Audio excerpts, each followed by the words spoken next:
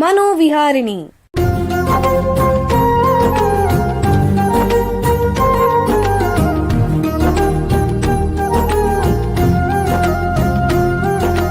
ಬೆಂಗಳೂರಿನ ನಿಮ್ಹಾನ್ಸ್ ವತಿಯಿಂದ ಮಾನಸಿಕ ಆರೋಗ್ಯ ಮತ್ತು ನರವಿಜ್ಞಾನ ಕುರಿತ ಪ್ರಾಯೋಜಿತ ಶಿಕ್ಷಣ ಮಾಲಿಕೆ. ಸಹಯೋಗ ಕರ್ನಾಟಕ ವಿಜ್ಞಾನ ಮತ್ತು ತಂತ್ರಜ್ಞಾನ ಅಕಾಡೆಮಿ, ವಿಜ್ಞಾನ ಮತ್ತು ತಂತ್ರಜ್ಞಾನ ಇಲಾಖೆ, ಕರ್ನಾಟಕ ಸರ್ಕಾರ. ಕೇಳಿ ಮಾನಸಿಕ ಆರೋಗ್ಯ ಮತ್ತು ನರವಿಜ್ಞಾನ ಕುರಿತ ಮಾಲಿಕೆ ಮನೋವಿಹಾರಿಣಿ.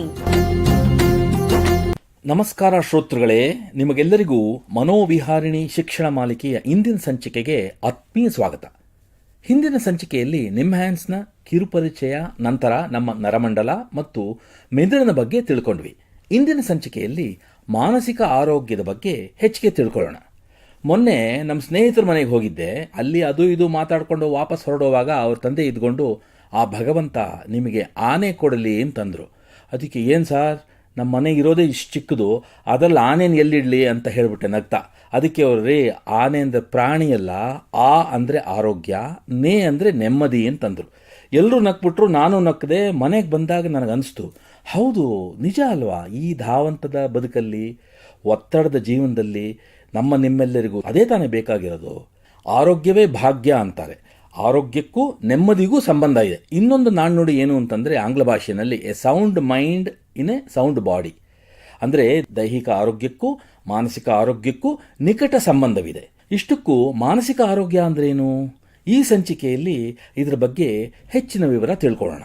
ಮಾನಸಿಕ ಆರೋಗ್ಯ ಕ್ಷೇತ್ರದಲ್ಲಿ ಕಳೆದ ಸುಮಾರು 25 ವರ್ಷಗಳಿಂದ ನಿಮ್ಹಾನ್ಸ್ನ ಕ್ಲಿನಿಕಲ್ ಸೈಕಾಲಜಿ ಅಂದರೆ ವೈದ್ಯಕೀಯ ಮನಃಶಾಸ್ತ್ರ ವಿಭಾಗದಲ್ಲಿ ಪ್ರಾಧ್ಯಾಪಕರಾಗಿ ಸೇವೆ ಸಲ್ಲಿಸ್ತಾ ಇರುವಂತಹ ಡಾಕ್ಟರ್ ಮಂಜುಳಾ ಅವರು ನಮ್ಮ ಜೊತೆಗಿದ್ದಾರೆ. ಬನ್ನಿ, ಅವರನ್ನೇ ಈ ವಿಷಯದ ಬಗ್ಗೆ ಹೆಚ್ಚಿಗೆ ವಿವರ ಪಡೆಯೋಣ. ನಮಸ್ಕಾರ ಮೇಡಮ್. ನಮಸ್ಕಾರ. ಈ ಕಾರ್ಯಕ್ರಮಕ್ಕೆ ತಮಗೆ ಸ್ವಾಗತ. ಮೊದಲನೇದಾಗಿ ಜನ ಏನು ಕೇಳಲಿಕ್ಕೆ ಇಚ್ಛೆ ಪಡ್ತಾರೆ ಅಂದರೆ, ಈ ಮಾನಸಿಕ ಆರೋಗ್ಯ ಅಂತಂದ್ರೆ ಏನು, ಅದರ ಡೆಫಿನೇಷನ್ ಅಥವಾ ವ್ಯಾಖ್ಯಾನ ಏನು ಅಂತ ಸ್ವಲ್ಪ ಹೇಳ್ತೀರಾ? ಮಾನಸಿಕ ಆರೋಗ್ಯ ಅಂದರೆ ವಿಶ್ವ ಆರೋಗ್ಯ ಸಂಸ್ಥೆ ಹೇಳೋ ಪ್ರಕಾರ ಮಾನಸಿಕವಾಗಿ ಕ್ಷೇಮವಾಗಿದ್ದು ನಮ್ಮ ಒಂದು ದೈನಂದಿನ ಜೀವನದ ಒತ್ತಡಗಳನ್ನು ನಿಭಾಯಿಸುವಂತ ಒಂದು ಸಾಮರ್ಥ್ಯ ಹೊಂದಿರುವಂಥದ್ದು, ಮತ್ತೆ ನಮ್ಮ ಸಾಮರ್ಥ್ಯವನ್ನು ಚೆನ್ನಾಗಿ ನಾವು ಕಲಿಯಲಾಗಬಹುದು ಅಥವಾ ಉತ್ತಮ ಕೆಲಸಗಳನ್ನು ಮಾಡಲು ವಿನಿಯೋಗ ಮಾಡಿಕೊಳ್ಳುವಂಥದ್ದು, ಅದೇ ರೀತಿ ಅದಕ್ಕೆ ಬೇಕಾಗುವಂತ ಕೌಶಲ್ಯಗಳನ್ನ ಬೆಳೆಸ್ಕೊಳ್ಳುವಂಥದ್ದು, ಸಮಾಜಕ್ಕೆ ಒಂದು ಉತ್ತಮವಾದ ಕೊಡುಗೆಯನ್ನು ನೀಡಲು ಸಹಕಾರಿಯಾಗುವಂತ ಒಂದು ಆರೋಗ್ಯದ ಸ್ಥಿತಿ ಅಂತ ಹೇಳಬಹುದು. ಸೊ ಈ ಮಾನಸಿಕ ಆರೋಗ್ಯ ಒಂದು ನಮ್ಮ ಒಟ್ಟಾರೆ ಆರೋಗ್ಯದ ಮತ್ತು ಯೋಗಕ್ಷೇಮದ ಒಂದು ಅವಿಭಾಜ್ಯ ಅಂಗ ಅಂತ ಹೇಳಿದ್ರು ತಪ್ಪಾಗಲಾರದು. ಯಾಕಂದ್ರೆ ನೀವು ಮುಂಚೆನೆ ಹೇಳಿದ ಹಾಗೆ ಆರೋಗ್ಯ, ಮಾನಸಿಕ ಆರೋಗ್ಯ ಅಥವಾ ದೈಹಿಕ ಆರೋಗ್ಯ ಒಂದಿಲ್ಲದೆ ಒಂದಿರಕ್ಕೆ ಸಾಧ್ಯ ಇಲ್ಲ. ಅವಾಗ ಪರಿಪೂರ್ಣ ಆರೋಗ್ಯ ಆಗೋದಕ್ಕೆ ಸಾಧ್ಯ ಇಲ್ಲ. ಸೊ ಈಗ ನಾವು ಮಾನಸಿಕವಾಗಿ ಆರೋಗ್ಯವಾಗಿದ್ದರೆ ನಾವು ನಮ್ಮ ಜೀವನದಲ್ಲಿ ನಿರ್ಧಾರಗಳನ್ನ ತೆಗೆದುಕೊಳ್ಳಕ್ಕಾಗಿರಬಹುದು ಅಥವಾ ಒಂದು ಉತ್ತಮವಾದ ಸಂಬಂಧಗಳನ್ನ ನಿರ್ಮಿಸೋದಕ್ಕೆ, ಅದೇ ರೀತಿ ನಾವು ವಾಸಿಸುವ ನಮ್ಮ ಜಗತ್ತನ್ನ ಸರಿಯಾದ ರೀತಿಯಲ್ಲಿ ರೂಪಿಸಿಕೊಳ್ಳುವುದಕ್ಕೆ ಇದು ಸಹಕಾರಿಯಾಗುತ್ತದೆ. ಅಂದ್ರೆ ನಾವು ನಮ್ಮ ವೈಯಕ್ತಿಕ ಜೀವನ ಅಷ್ಟೇ ಅಲ್ಲದೆ ನಮ್ಮ ಸಮುದಾಯ ಮತ್ತು ಸಾಮಾಜಿಕ ಆರ್ಥಿಕ ಅಭಿವೃದ್ಧಿಗೆ ಇದು ಬಹಳ ಒಂದು ಮುಖ್ಯವಾದ ಪಾತ್ರವನ್ನು ವಹಿಸ್ತದೆ ಅಂತ ಹೇಳಿದ್ರೆ ತಪ್ಪಾಗ್ಲ. ಅಂದ್ರೆ ಮನುಷ್ಯ ತನ್ನ ಸುತ್ತಲಿನ ಜಗತ್ತನ್ನ ಬದಲಾಯಿಸಕ್ಕೆ ಹೋಗದೆ ತನ್ನನ್ನು ತಾನೇ ಸುಧಾರಿಸ್ಕೊಳ್ಳೋದು, ತನ್ನ ಮಾನಸಿಕ ಸ್ಥಿತಿಯನ್ನ ಉತ್ತಮಪಡಿಸಿ ಜಗತ್ತಿಗೆ ಹೇಗೆ ಸ್ಪಂದಿಸೋದು, ಅದಕ್ಕೆ ಪೂರಕವಾಗಿರೋದು ಮಾನಸಿಕ ಆರೋಗ್ಯ ಅಂತ ಹೇಳ್ತಿದ್ದೀರಾ? ಹೌದು. ಅಂದ್ರೆ ನಮ್ಮ ಜೀವನವನ್ನ ಸರಿಯಾಗಿ ನಡೆಸೋದಲ್ಲದೆ ಕೂಡ ನಾವು ಇತರರೊಂದಿಗೆ ಹೇಗಿರ್ತೀವಿ, ನಾವು ಸಮಾಜಕ್ಕೆ ಯಾವ ರೀತಿ ಕೊಡುಗೆಯನ್ನು ಕೊಡ್ತೀವಿ, ಅಂದ್ರೆ ಈ ಸಾಮಾಜಿಕ ಒಂದು ಆರ್ಥಿಕ ಸ್ಥಿತಿ ಕೂಡ ನಮ್ಮ ಆರೋಗ್ಯದ ಮೇಲೆ ಅವಲಂಬಿತವಾಗಿದೆ ಅಂತ ಹೇಳಿದ್ರೆ ತಪ್ಪಾಗಲ್ಲ ಅಂತ ಹೇಳ್ಬಹುದು. ಅಂದ್ರೆ ಮಾನಸಿಕ ಆರೋಗ್ಯ ಅಂದ್ರೆ ಮಾನಸಿಕ ಕಾಯಿಲೆ ಇಲ್ಲದೆ ಇರೋದು ಅಂತ ಅಲ್ಲ. ಮಾನಸಿಕವಾಗಿ ಆರೋಗ್ಯವಾಗಿರೋದು ಅಂದ್ರೆ ನಾನು ಹೇಳಿದ್ನಲ್ಲ, ಅದೆಲ್ಲನೂ ಮಾಡುವಂತ ಸಾಮರ್ಥ್ಯ ಇರುವಂತದ್ದು. ಕೇವಲ ಅನಾರೋಗ್ಯ ಇಲ್ಲದೆ ಇರೋದು ಅಂತ ಮಾತ್ರ ಅಲ್ಲ, ಈ ರೀತಿ ಎಲ್ಲ ಅಂಶಗಳನ್ನು ಒಳಗೊಂಡಂಗೆ ನಮ್ಮ ಮನಸ್ಥಿತಿಯನ್ನು ಉತ್ತಮಪಡಿಸೋದಕ್ಕೆ ಮಾನಸಿಕ ಆರೋಗ್ಯ ಅಂತ ಹೇಳ್ತೀರಾ? ಸರಿ ಡಾಕ್ಟ್ರೆ, ಇವಾಗ ಕೆಲವು ಕಡೆ ನಾವು ಕೇಳ್ತೀವಿ ಪಾಸಿಟಿವ್ ಮೆಂಟಲ್ ಹೆಲ್ತ್ ಅಂದ್ರೆ ಸಕಾರಾತ್ಮಕ ಮಾನಸಿಕ ಆರೋಗ್ಯ ಅಥವಾ ಧನಾತ್ಮಕ ಮಾನಸಿಕ ಆರೋಗ್ಯ ಅಂತ ಹೇಳ್ತಾರೆ. ಈ ಸಕಾರಾತ್ಮಕ ಮಾನಸಿಕ ಆರೋಗ್ಯ ಅಂದ್ರೇನು? ಸೊ ನಾನು ಆಗ್ಲೇ ಹೇಳಿದ ಹಾಗೆ ಮಾನಸಿಕ ಕಾಯಿಲೆ ಇಲ್ಲದೆ ಇರೋದು ಸಕಾರಾತ್ಮಕ ಮಾನಸಿಕ ಆರೋಗ್ಯ ಅಲ್ಲ. ಸೊ ಸಕಾರಾತ್ಮಕ ಮಾನಸಿಕ ಆರೋಗ್ಯ ಅಂದ್ರೆ ಕೆಲವೊಂದು ಸಕಾರಾತ್ಮಕವಾದ ಗುಣಲಕ್ಷಣಗಳನ್ನ ಹೊಂದಿರೋದು ಅಂತ ಅರ್ಥ. ಅಂದ್ರೆ ಈಗ ಜೀವನದಲ್ಲಿ ಒಂದು ಧ್ಯೇಯ ಇರುವಂಥದ್ದು ಅಥವಾ ಉದ್ದೇಶ ಇರುವಂಥದ್ದು, ಸಂಬಂಧಗಳಲ್ಲಿ ಒಂದು ತೃಪ್ತಿ ಇರುವಂಥದ್ದು, ಮತ್ತೆ ಜೀವನದಲ್ಲಿ ನಾನು ಪರಿಪೂರ್ಣವಾಗಿ ಭಾಗವಹಿಸ್ತಾ ಇದ್ದೀನಿ ಅನ್ನುವಂತ ನನಗೆ ಒಂದು ನಂಬಿಕೆ ಇರುವಂಥದ್ದು. ಇನ್ನು ಹಲವಾರು ಲಕ್ಷಣಗಳಿವೆ.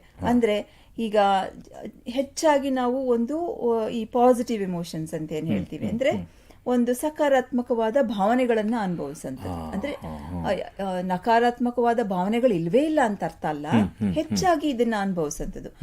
ಉದಾಹರಣೆಗೆ ಸಂತೋಷ ಆಗಬಹುದು, ಆಶಾವಾದ ಆಗಬಹುದು, ಪ್ರೀತಿ ಆಗಬಹುದು, ಸಹಾನುಭೂತಿ ಆಗಬಹುದು, ತೃಪ್ತಿ ಆಗಬಹುದು. ಇವೆಲ್ಲ ಸಕಾರಾತ್ಮಕವಾದ ಭಾವನೆಗಳು. ಇವನ್ನ ಹೆಚ್ಚಾಗಿ ಅನುಭವಿಸುವಂಥದ್ದು. ಆಗ್ಲೇ ಹೇಳ್ದಂಗೆ ಗುರಿ, ಒಂದು ನಿರ್ದಿಷ್ಟವಾದ ಗುರಿ ಹೊಂದಿರುವಂಥದ್ದು. ಯಾವುದೇ ಒಂದು ಕಷ್ಟಕರವಾದ ಹೊಸ ಸನ್ನಿವೇಶಗಳನ್ನ ಎದುರಿಸಬೇಕಾದ್ರೆ ವಿಶ್ವಾಸ ಇರುವಂತದ್ದು, ನಮ್ಮಲ್ಲಿ ನಮಗೆ ವಿಶ್ವಾಸ ಇರುವಂತದ್ದು, ಆತ್ಮವಿಶ್ವಾಸ ಇರೋದು. ಹೌದು. ಮತ್ತೆ ನಾವು ನಮ್ಮನ್ನೇ ನಿಂದನೆ ಮಾಡ್ಕೊಳ್ದೆ ಇರುವಂತದ್ದು, ಈ ಕ್ರಿಟಿಕಾಲಿಟಿ ಅಂತ ಏನ್ ಹೇಳ್ತೀವಿ, ನಮ್ಮನ್ನ ನಾವೇ ನಿಂದಿಸ್ಕೊಳ್ಳೋದು, ಮತ್ತೆ ಸ್ವಾಭಿಮಾನ ಹೊಂದಿರುವಂತದ್ದು. ಇವೆಲ್ಲ ಒಂದು ಲಕ್ಷಣಗಳು ಅಂತ ಹೇಳ್ಬಹುದು. ಇವೆಲ್ಲ ಇರುವಾಗ ಒಂದು ನಾವು ಹೇಳ್ಬಹುದು ಸಕಾರಾತ್ಮಕವಾದ ಮಾನಸಿಕ ಆರೋಗ್ಯ ಇದೆ ಅಂತ. ಈಗ ಒಂದು ಸಣ್ಣ ವಿರಾಮ ತಗೊಳ್ಳೋಣ, ನಂತರ ಮತ್ತೆ ಮಾನಸಿಕ ಆರೋಗ್ಯದ ಬಗ್ಗೆ ಚರ್ಚೆ ಮುಂದುವರಿಸೋಣ. ಬೆಂಗಳೂರಿನ ನಿಮ್ಹಾನ್ಸ್ ಮಾನಸಿಕ ಆರೋಗ್ಯ ಮತ್ತು ನರವಿಜ್ಞಾನ ಕ್ಷೇತ್ರದಲ್ಲಿ ಹೆಸರುವಾಸಿ. ಶ್ರೇಷ್ಠ ಗುಣಮಟ್ಟದ ಔಷಧೋಪಚಾರ, ಸಂಶೋಧನೆ ಮತ್ತು ತರಬೇತಿ ಇವೇ ನಿಮ್ಹಾನ್ಸ್ನ ಪ್ರಮುಖ ಧ್ಯೇಯಗಳು. ದೇಶದ ವಿವಿಧ ಭಾಗಗಳಿಂದ ಬರುವ ಲಕ್ಷಾಂತರ ಜನರಿಗೆ ಚಿಕಿತ್ಸೆ ನೀಡುವ ನಿಮ್ಹಾನ್ಸ್ಗೆ ರಾಷ್ಟ್ರೀಯ ಪ್ರಾಮುಖ್ಯತಾ ಸಂಸ್ಥೆ ಎಂಬ ಗೌರವ. ಚಿಕಿತ್ಸೆ ಮತ್ತು ವೈದ್ಯಕೀಯ ಸೇವೆಗಳ ಜೊತೆಯಲ್ಲಿ ನರರೋಗ ಮತ್ತು ಮನೋವೈದ್ಯಕೀಯ ಪುನರ್ವಸತಿ ಸೇವೆಗಳು, ಸಮುದಾಯ ಮಟ್ಟದ ಆರೋಗ್ಯ ಕಾರ್ಯಕ್ರಮಗಳನ್ನು ನಡೆಸುವುದು ಹಾಗೂ ಜನಜಾಗೃತಿ ಮೂಡಿಸುವ ಕೆಲಸಗಳಲ್ಲಿ ಸಕ್ರಿಯವಾಗಿದೆ ನಿಮ್ಹಾನ್ಸ್. ಈ ನಿಟ್ಟಿನಲ್ಲಿ ಆಕಾಶವಾಣಿಯ ಶ್ರೋತೃಗಳಿಗೆ ನರಮಂಡಲ ಮತ್ತು ಮಾನಸಿಕ ಆರೋಗ್ಯದ ಬಗ್ಗೆ ಉಪಯುಕ್ತ ಮಾಹಿತಿ ನೀಡುವುದೇ ಕರ್ನಾಟಕ ವಿಜ್ಞಾನ ಮತ್ತು ತಂತ್ರಜ್ಞಾನ ಅಕಾಡೆಮಿಯ ಸಹಯೋಗದೊಂದಿಗೆ ಮೂಡಿಬರುತ್ತಿರುವ ಈ ಮನೋವಿಹಾರಿಣಿ ಶಿಕ್ಷಣ ಮಾಲಿಕೆಯ ಮೂಲ ಉದ್ದೇಶ. ವಿರಾಮದ ನಂತರ ಮನೋವಿಹಾರಿಣಿಯ ಈ ಸಂಚಿಕೆಗೆ ಮತ್ತೊಮ್ಮೆ ಎಲ್ಲರಿಗೂ ಸ್ವಾಗತ. ಮಾನಸಿಕ ಆರೋಗ್ಯ ಅಂದ್ರೇನು, ಸಕಾರಾತ್ಮಕ ಮಾನಸಿಕ ಆರೋಗ್ಯ ಅಂದ್ರೇನು ಅನ್ನೋದ್ರ ಬಗ್ಗೆ ನಿಮ್ಹಾನ್ಸ್ನ ಪ್ರಾಧ್ಯಾಪಕರಾದ ಡಾಕ್ಟರ್ ಮಂಜುಳಾ ಅವರು ಹೇಳ್ತಾ ಇದ್ರು. ಈಗ ಈ ಚರ್ಚೆಯನ್ನು ಮುಂದುವರಿಸೋಣ. ಡಾಕ್ಟ್ರೇ, ಸಕಾರಾತ್ಮಕ ಮಾನಸಿಕ ಆರೋಗ್ಯವನ್ನು ಅಳವಡಿಸ್ಕೊಳ್ಳೋಕ್ಕೆ ನಾವು ನಮ್ಮ ಜೀವನ ಶೈಲಿಯಲ್ಲಿ ಮಾಡ್ಕೋಬೇಕಾದಂತಹ ಮಾರ್ಪಾಡುಗಳು ಏನು, ಅದು ಸ್ವಲ್ಪ ತಿಳಿಸಿ. ಸೊ ನೀವು ಕೇಳಿರುವಂತ ಪ್ರಶ್ನೆ ಒಂದ್ ಸ್ವಲ್ಪ ಕಷ್ಟದ್ದೇ ಅಂತ ನಾನು ಹೇಳ್ತೀನಿ. ಯಾಕೆಂದ್ರೆ ಇದಕ್ಕೆ ಒಂದು ಪರಿಪೂರ್ಣವಾದ ಉತ್ತರ ಇಲ್ಲ ಅಂತ ನನ್ನ ಅಭಿಪ್ರಾಯ. ಆದ್ರೆ ಕೆಲವು ಸಲಹೆಗಳನ್ನ ಕೊಡಬಹುದು. ಆದ್ರೆ ಈ ಸಲಹೆಗಳು ಬಹಳ ಸುಲಭವಾದ ಸಲಹೆಗಳಲ್ಲ. ಈ ಎಲ್ಲಾ ಸಲಹೆಗಳನ್ನ ನಾವು ಪರಿಪಾಲಿಸಬೇಕಾದ್ರೆ ಅದರಲ್ಲಿ ನಮ್ಗೆ ನಂಬಿಕೆ ಇರಬೇಕು, ನಿಷ್ಠೆ ಇರಬೇಕು, ಮತ್ತೆ ಪರಿಶ್ರಮ ಇರಬೇಕು. ಇವೆಲ್ಲ ಇದ್ರೆ ಮಾತ್ರ ಇದನ್ನ ನಾವು ಸಾಧಿಸೋದಕ್ಕೆ ಆಗತ್ತೆ ಅಂತ ಹೇಳ್ತೀನಿ. ಸೊ ನಾವೆಲ್ಲ ಹೇಳ್ತೀವಿ ಅಂದ್ರೆ ನಾವು ಒಂದು ಜೀವನದಲ್ಲಿ ಶಿಸ್ತಿರ್ಬೇಕು ಅಂತ ಅನ್ಬಿಟ್ಟು, ದೈನಂದಿಕ ಜೀವನದಲ್ಲಿ ಒಂದು ಶಿಸ್ತಿರ್ಬೇಕು ಅಂತ. ಯಾವ ರೀತಿ ಶಿಸ್ತು? ಊಟ ನಿದ್ರೆ ಸರಿಯಾದ ಟೈಮಿಗೆ ಮಾಡಬೇಕು, ದೈಹಿಕ ವ್ಯಾಯಾಮ ಮಾಡಬೇಕು, ಸರಿಯಾದ ಹವ್ಯಾಸಗಳಿರ್ಬೇಕು, ದೈನಂದಿನ ಚಟುವಟಿಕೆಗಳನ್ನ ಸರಿಯಾದ ರೀತಿಯಲ್ಲಿ ಒಂದು ಕ್ರಮದಲ್ಲಿ ಮಾಡುವಂತ ಒಂದು ಅಭ್ಯಾಸ ಬೆಳೆಸ್ಕೊಳ್ಬೇಕು. ದಿನಚರಿಯಲ್ಲಿ ಶಿಸ್ತು ಅದು ಮೊದಲನೇ ಒಂದು ಪಾಯಿಂಟ್ ಅಂತ ಹೇಳ್ತೀನಿ. ಎರಡನೇದಾಗಿ ನಮ್ಮ ಸಾಮರ್ಥ್ಯಗಳಿಗೆ ಅನುಗುಣವಾಗಿ ನಾವು ಗುರಿಗಳನ್ನ ಇಟ್ಕೊಳ್ಳುವಂಥದ್ದು. ನಮ್ಮ ಪರಿಮಿತಿ ನಮಗೆ ಗೊತ್ತಿರಬೇಕು. ಇಷ್ಟು ನಾನು ಸಾಧಿಸಬಲ್ಲೆ, ಇಷ್ಟು ಸಾಮರ್ಥ್ಯ ಇದೆ, ಅದ್ರ ಪ್ರಕಾರ ನಾವು ಧ್ಯೇಯ ಇಟ್ಕೋಬೇಕು. ಹೌದು. ಹಾಗೆ ನಮಗೆ ಒಂದು ಜೀವನದಲ್ಲಿ ಉತ್ತಮವಾದ ಮೌಲ್ಯಗಳನ್ನ ಬೆಳೆಸ್ಕೊಳ್ಳೋದು ಕೂಡ ಬಹಳ ಮುಖ್ಯ. ಇದರಲ್ಲಿ ನಮ್ಮ ಒಂದು ಮನೆ, ನಮ್ಮ ಹಿರಿಯರು, ಅವರೆಲ್ಲ ಪಾತ್ರ ಬಹಳ ಇರುತ್ತೆ. ಆದ್ರೂ ಕೂಡ ಕೆಲವು ಸಲ ನಾವು ಬೆಳೀತಾ ಕೂಡ ಯಾವುದು ಸರಿ ಯಾವುದು ತಪ್ಪು ಅನ್ನೋದನ್ನ ಕಲ್ತ್ಕೊಳ್ತೀವಿ. ಇನ್ನೊಂದು, ಈ ಕಷ್ಟಗಳನ್ನು ಸಹಿಸುವಂತ, ಎದುರಿಸುವಂತ ಮನೋಭಾವನೆ ಬೆಳೆಸ್ಕೊಳ್ಳೋದು. ಕಷ್ಟ ಬಂದಿದ ತಕ್ಷಣ ನಾವು ಹಿಂಜರಿಯೋದು, ನಿರಾಶೆ ಬೆಳೆಸ್ಕೊಂಡ್ ಬಿಡೋದು, ಅದಾದ್ರೆ ನಮ್ಗೆ ಅವಾಗ ಜೀವನನ ಎದುರಿಸೋದಕ್ಕೆ ಕಷ್ಟ ಆಗ್ಬಿಡುತ್ತೆ. ಕಷ್ಟ ಸಹಿಷ್ಣುತೆ ಅಂತಾರಲ್ಲ, ಜೀವನದಲ್ಲಿ ನಡೆಯುವಂತ ಚಿಕ್ಕ ಚಿಕ್ಕ ವಿಷಯಗಳನ್ನ ಸಂತೋಷ ಪಡುವಂಥದ್ದು, ಸಂಭ್ರಮಿಸುವಂಥದ್ದು, ಆ ಮನೋಭಾವ ಕೂಡ ಬಹಳ ಮುಖ್ಯ. ಯಾಕೆಂದ್ರೆ ನಮ್ಗೆ ದೊಡ್ಡ ದೊಡ್ಡ ವಿಷಯಗಳೇ ನಡಿಬೇಕು ಅಂದ್ರೆ ಆಗಲ್ಲ. ಸಣ್ಣ ಸಣ್ಣ ವಿಷಯಗಳನ್ನ ಅದನ್ನ ಸಂತೋಷ ಪಡುವಂತದನ್ನ ಆನಂದಿಸುವಂತ ಒಂದು ಅಭ್ಯಾಸ ಬೆಳೆಸ್ಕೊಂಡ್ರೆ ಅವಾಗ ನಮ್ಮ ಜೀವನದಲ್ಲಿ ತೃಪ್ತಿ ಅನ್ನೋದಿರುತ್ತೆ.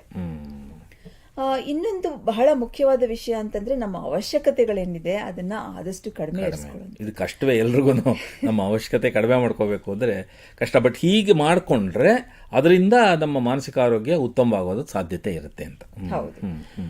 ಇನ್ನೊಂದು ನಮ್ಗೆ ಯಾವಾಗ್ಲೂ ನಮ್ಮ ಮೇಲೆ ಅಥವಾ ಬೇರೆಯವ್ರ ಮೇಲೆ ಅಥವಾ ನಮ್ಮ ಸುತ್ತಮುತ್ತಲಿನ ಪ್ರಪಂಚದ ಮೇಲೆ ನಾವು ಹಲವಾರು ಈ ಕಂಡೀಷನ್ಸ್ ಅಥವಾ ಷರತ್ತುಗಳು ಅಂತ ಏನ್ ಹೇಳ್ತೀವಿ, ಅದು ಹೀಗೆ ಇರಬೇಕು, ಇದು ಹೀಗೆ ಇರಬೇಕು, ಇದು ಯಾಕೆ ಹಂಗಾಗ್ತಾ ಇದೆ, ಅದು ಯಾಕೆ ಹಿಂಗಾಗ್ತಾ ಇದೆ, ಈ ಒಂದು ಕಂಪ್ಲೇಂಟ್ ಮಾಡೋವಂಥದ್ದು, ಆ ಒಂದು ಮನೋಭಾವ ಬಹಳ ನೋಡ್ತೀವಿ. ಆವಾಗ ಅದು ಒಂದು ನಮ್ಮ ನೆಮ್ಮದಿಯಾಗಿರೋದಕ್ಕೆ ಬಿಡಲ್ಲ. ಹಂಗಿರುವಾಗ ಅಂದ್ರೆ ನಮ್ಮ ನಿರೀಕ್ಷೆಗೆ ತಕ್ಕಂಗೆ ಎದುರು ಇರೋರು ಸರಿಯಾಗಿ ವರ್ತಿಸದೇ ಇದ್ರೆ, ಪರಿಸ್ಥಿತಿ ಅನುಕೂಲವಾಗಿಲ್ಲದೆ ಇದ್ರೆ ಅದರಿಂದ ಹೆಚ್ಚಿಗೆ ಒತ್ತಡ ಆಗತ್ತೆ ಅಂತ ಹೇಳ್ತಿದ್ದೀರಾ. ಅದನ್ನ ಕಡಿಮೆ ಮಾಡ್ಕೋಬೇಕು. ಅದನ್ನ ಒಪ್ಕೊಳ್ಳಲ್ಲ ನಾವು. ಎಲ್ಲ ಬದಲಾಗ್ಬೇಕು, ಸುತ್ತ ಬದಲಾಗ್ಬೇಕು ಅಂತ ಅನ್ಕೊಳ್ತೀವಿ. ಅದು ಸುತ್ತ ಬದಲಾಗೋದು ನಮ್ಮ ಕೈಲಿ ಇಲ್ಲ ಅಲ್ಲ, ಅದರಿಂದ ಕಷ್ಟ ಆಗತ್ತೆ. ಸೊ ಅದಕ್ಕೆ ಇದನ್ನ ಷರತ್ತುಗಳು ಆದಷ್ಟು ಕಮ್ಮಿ ಇರಬೇಕು. ಉತ್ತಮವಾದ ಸಂಬಂಧಗಳು ಬಹಳ ಮುಖ್ಯ. ಯಾಕೆಂದ್ರೆ ನಾವು ಒಂದು ಸಮಾಜದಲ್ಲಿ, ಒಂದು ಮನೆಯಲ್ಲಿ, ಒಂದು ಮನೆತನದಲ್ಲಿ ಬೆಳೆದಿರ್ತೀವಿ. ಅದರಿಂದ ಆ ಸಂಬಂಧಗಳನ್ನ ಯಾವಾಗಲೂ ಉಳಿಸ್ಕೊಳ್ಳೋದ್ರಿಂದ ನಮಗೆ ಯಾವಾಗ ಕಷ್ಟ ಬರುತ್ತೆ ಆವಾಗ ಒಂದು ಸಪೋರ್ಟ್ ಸಿಗತ್ತೆ ನಮ್ಗೆ. ಆ ಸಪೋರ್ಟೇ ಇಲ್ಲದೆ ಇದ್ರೆ ನಮಗೆ ಕಷ್ಟಗಳನ್ನ ಎದುರಿಸುವಂತ ಶಕ್ತಿ ಕಡಿಮೆ ಆಗತ್ತೆ ಅಂತಲೇ ಹೇಳ್ಬೋದು. ಈ ಬೆಂಬಲ ವ್ಯವಸ್ಥೆ ಅಂದ್ರೆ ಒಂದು ರೀತಿ ನಮ್ಮ ತಂದೆ ಇದಾರಪ್ಪ, ನಮ್ಮ ತಾಯಿ ಇದ್ದಾರೆ, ನಮ್ಮ ಹೆಂಡತಿ ಇದ್ದಾರೆ, ಗಂಡ ಇದ್ದಾರೆ, ಈ ತರ ಇದ್ರೆ ಒಂದ್ ಸ್ವಲ್ಪ ನಮಗೆ ಒಂಥರ ಧೈರ್ಯ ಬರುತ್ತೆ. ಹೌದು. ಈ ಸಕಾರಾತ್ಮಕ ಭಾವನೆಗಳು ಅದಾಗದೆ ಬರಲ್ಲ. ದೊಡ್ಡ ದೊಡ್ಡ ವಿಷಯಗಳು ನಡೆಯಲ್ಲ ನಮ್ಮ ಜೀವನದಲ್ಲಿ ಯಾವಾಗ್ಲೂ. ಈ ಸಣ್ಣ ಸಣ್ಣ ವಿಷಯಗಳನ್ನ ನಾವೇ ಮಾಡಿ ಸಂತೋಷ ಪಡುವಂಥದ್ದು, ಅಂದ್ರೆ ಆ ಪರಿಸ್ಥಿತಿಗಳನ್ನ ಹುಟ್ಟು ಹಾಕುವಂಥದ್ದು ಕೂಡ ಬಹಳ ಮುಖ್ಯ. ಸರಿ ಸರಿ. ಮತ್ತೆ ಬರೀ ನಮ್ಮನ್ನ ನಾವು ನೋಡ್ಕೊಂಡ್ರೆ ಸಾಲದು, ಬೇರೆಯವ್ರ ಬಗ್ಗೆ ಸಹಾನುಭೂತಿ ಕೂಡ ಇರಬೇಕು. ಸರಿ ಸರಿ. ಅವರ ಕಷ್ಟಗಳನ್ನ ನಾವು ಅವರಿಗೆ ಸಹಾಯ ಮಾಡುವಂತದ್ದಾಗ್ಬೋದು, ಅರ್ಥ ಮಾಡ್ಕೊಳ್ಳುವಂತ ಮನಸ್ಥಿತಿ ಕೂಡ ಮುಖ್ಯ ಆಗತ್ತೆ. ಪರಿಶ್ರಮ ಪಡುವಂತ ಒಂದು ಮನೋಭಾವನವನ್ನ ಬೆಳೆಸ್ಕೊಳ್ಳುವಂಥದ್ದು. ಯಾವುದನ್ನು ಸುಲಭವಾಗಿ ಸಿಗಲ್ಲ. ಹೌದು. ಅದಕ್ಕೆ ಬೇಕಾಗುವಂತ ಒಂದು ಪರಿಶ್ರಮ ಬೇಕೇ ಆಗತ್ತೆ. ಸೊ ಅದರಿಂದ ಪರಿಶ್ರಮ ಪಡುವಂತ ಒಂದು ಮನೋಭಾವನ ಕೂಡ ಬಹಳ ಮುಖ್ಯ ಆಗತ್ತೆ.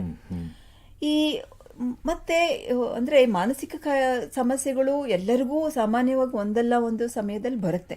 ಹಾಗಿರುವಾಗ ಆ ಒಂದು ಸಮಸ್ಯೆ ಬಂದಾಗ ನಮ್ಮ ಕೈಲಿ ಅದನ್ನ ಸರಿ ಮಾಡಕ್ ಆಗ್ತಾ ಇಲ್ಲ, ಅದನ್ನ ಪರಿಹಾರ ಮಾಡ್ಕೊಳಕ್ ಆಗ್ತಾ ಇಲ್ಲ ಅನ್ನುವಾಗ ಸಹಾಯ ಪಡೆಯೋದು ಕೂಡ ಒಂದು ಒಳ್ಳೆ ಒಂದು ಮನೋಭಾವನೆ ಅಂತಲೇ ಹೇಳ್ತೀನಿ ನಾನು. ಹೌದು. ತಮ್ಮ ಕಷ್ಟ ಬಂದಿರೋದು ಬೇರೆಯವ್ರಿಗೆ ಹೇಳ್ಕೊಂಡ್ರೆ ಅದೇನ್ ನಮ್ ದೌರ್ಬಲ್ಯ ಅನ್ಕೊಂಡ್ಬಿಡ್ತಾರೇನೋ ಅಂತ ಹಿಂಜರಿಕೆ ಇರುತ್ತೆ. ಅದ ಧೈರ್ಯ ಮಾಡಿ ನಿಮ್ಮ ಸಂಬಂಧಿಕರೋ ಅಥವಾ ತಜ್ಞರೋ ಯಾರ ಹತ್ರ ಹೋಗಿ ಹೇಳ್ಕೊಂಡ್ರೆ ಬಹುಶಃ ಅದಕ್ಕೆ ಸೂಕ್ತ ಪರಿಹಾರ ಸಿಗ್ಬೋದೇನೋ ಅಲ್ವಾ? ಹೌದು. ಹಾಗೇನೆ ಮಾನಸಿಕ ಸಮಸ್ಯೆ ಇರುವವರನ್ನ ನೋಡಿ ಕೂಡ ಅವರ ಬಗ್ಗೆ ಒಂದು ಕಳಂಕದ ಭಾವನೆ ಬಿಟ್ಟು ಅವ್ರಿಗೂ ಕೂಡ ಸಹಾನುಭೂತಿ ತೋರುವಂಥದ್ದು, ಅವರಿಗೆ ಸಹಾಯ ಮಾಡುವಂಥದ್ದು ಆದಷ್ಟು ಅದು ಕೂಡ ಮುಖ್ಯ ಆಗುತ್ತೆ. ಅಂದ್ರೆ ಪರರ ಬಗ್ಗೆ ನಾವು ಸಹಾನುಭೂತಿ ಇಟ್ಕೊಂಡ್ರೆ ಅವ್ರಿಗೆ ಸಹಾಯ ಮಾಡ್ತೀನಿ ಅನ್ನೋ ಆ ನಿಸ್ವಾರ್ಥ ಭಾವನೆ ಮನಸ್ಸಲ್ಲಿ ಬಂದ್ರೆ ಅದರಿಂದಾನೂ ಸಕಾರಾತ್ಮಕ ಮಾನಸಿಕ ಆರೋಗ್ಯ ಹೆಚ್ಚಾಗತ್ತೆ ಅಂತಿದ್ದೀರಾ? ಹೌದು. ಸೊ ಇವೆಲ್ಲ ನನಗೆ ತಿಳಿದಿರೋ ಮಟ್ಟಿಗೆ ಒಂದು ಪಟ್ಟಿ ಅಂತ ಹೇಳ್ತೀನಿ. ಸಕಾರಾತ್ಮಕವಾದ ಒಂದು ಮಾನಸಿಕ ಆರೋಗ್ಯವನ್ನ ಬೆಳೆಸ್ಕೊಳ್ಳೋದಕ್ಕೆ ಅಳವಡಿಸ್ಕೊಳ್ಬೇಕಾಗುವಂತ ಒಂದು ಸಲಹೆಗಳು. ಎಷ್ಟೋ ಉಪಯುಕ್ತ ವಿಷಯಗಳನ್ನು ಹೇಳಿದ್ದೀರಾ. ಈಗ ಸಂಚಿಕೆ ಮುಗಿಸುವಂತಹ ಸಮಯ ಆಗ್ತಾ ಇದೆ. ಡಾಕ್ಟರ್ ಮಂಜುಳಾ ಅವರೇ, ಎಲ್ಲ ಕೇಳುಗರಿಗೆ ಮಾನಸಿಕ ಆರೋಗ್ಯದ ಬಗ್ಗೆ ಸಾಕಷ್ಟು ಉಪಯುಕ್ತ ಮಾಹಿತಿ ನೀಡಿದ್ದೀರಾ. ನಿಮಗೆ ಎಲ್ಲರ ಪರವಾಗಿ ಧನ್ಯವಾದಗಳು. ನಮಸ್ಕಾರ. ಶ್ರೋತೃಗಳೇ, ಇನ್ನೂ ಹೆಚ್ಚಿನ ಮಾಹಿತಿಯೊಂದಿಗೆ ಮನೋವಿಹಾರಿಣಿಯ ಮುಂದಿನ ಸಂಚಿಕೆಯಲ್ಲಿ ಭೇಟಿಯಾಗೋಣ. ನಮಸ್ಕಾರ. ಇಲ್ಲಿಯವರೆಗೆ ಬೆಂಗಳೂರಿನ ನಿಮ್ಹಾನ್ಸ್ ವತಿಯಿಂದ ಮಾನಸಿಕ ಆರೋಗ್ಯ ಮತ್ತು ನರವಿಜ್ಞಾನ ಕುರಿತ ಪ್ರಾಯೋಜಿತ ಶಿಕ್ಷಣ ಮಾಲಿಕೆ ಮನೋವಿಹಾರಿಣಿ ಕೇಳಿದಿರಿ. ಸಹಯೋಗ ಕರ್ನಾಟಕ ವಿಜ್ಞಾನ ಮತ್ತು ತಂತ್ರಜ್ಞಾನ ಅಕಾಡೆಮಿ, ವಿಜ್ಞಾನ ಮತ್ತು ತಂತ್ರಜ್ಞಾನ ಇಲಾಖೆ, ಕರ್ನಾಟಕ ಸರ್ಕಾರ. ನೆರವು ಮಾನಸಿಕ ಆರೋಗ್ಯ ಶಿಕ್ಷಣ ವಿಭಾಗ, ನಿಮ್ಹಾನ್ಸ್ ಹಾಗೂ ನಿವೇದಿತಾ ಬಿಎಸ್, ನಿಮ್ಹಾನ್ಸ್. ಸಂಗೀತ ಸಂಯೋಜನೆ ಕೆ ಕಲ್ಯಾಣ್. ಪರಿಕಲ್ಪನೆ, ನಿರೂಪಣೆ ಮತ್ತು ನಿರ್ಮಾಣ ಡಾಕ್ಟರ್ ಎಂಎಂ ಶ್ರೀನಿವಾಸ್ ಭರತ್, ನಿಮ್ಹಾನ್ಸ್. ನಿಮ್ಮ ಸಂದೇಶಗಳನ್ನು ಕಳಿಸಬೇಕಾದ ದೂರವಾಣಿ ಸಂಖ್ಯೆ 7891105524 7899105524. ವಾಟ್ಸ್ಆಪ್ ಸಂದೇಶಗಳು ಮಾತ್ರ. ಈ ಕಾರ್ಯಕ್ರಮದ ಮುಂದಿನ ಸಂಚಿಕೆ ಮುಂದಿನ ವಾರ ಇದೇ ಸಮಯಕ್ಕೆ ಮನೋವಿಹಾರಿಣಿ ಮಾಲಿಕೆಯಲ್ಲಿ.